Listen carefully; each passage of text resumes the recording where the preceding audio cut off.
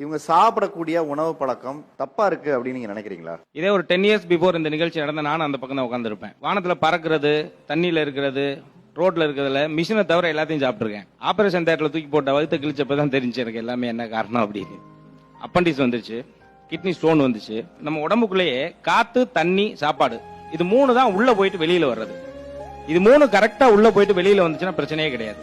உள்ள போய் ஸ்டக் ஆகி நிக்கிற இடத்துல தான் பிரச்சனையும். இவங்க நினைக்கிறாங்க நம்ம எப்ப வேணாலும் சாப்பிடலாம், என்ன வேணாலும் சாப்பிடலாம் அப்படின்னு. ஒரு அறிவு உள்ள செடி கொடி தான் அது. இந்த தகவமைப்புல இந்த நிலப்பகுதியில இங்கதான் வளரணும்னா அது அங்கதான் வளரும். பிச்சாவரம் காட்டுல இருக்க ஒரு செடியை கொண்டு வந்து நம்ம தரையில நம்ம ஊருக்குள்ள ஊண்டி வச்சோம்னா முளைக்காது.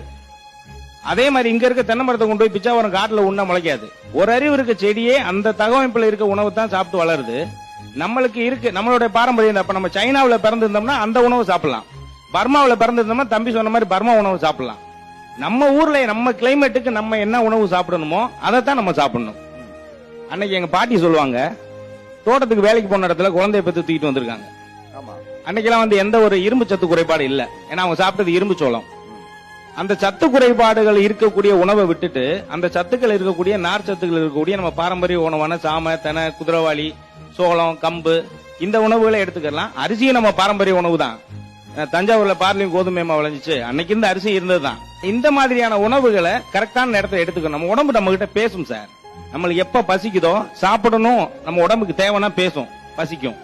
தாகம் எடுக்குது அப்படின்னா தண்ணி தேவைப்படுறப்ப பேசும், தண்ணி குடிக்கணும். தூக்கம் வரணும் அப்படின்னா அதுவே டயர்டாக்கி காமிக்கும், தூக்கம் வர மாதிரி இருக்குடா அப்படின்னு படுத்துடணும்.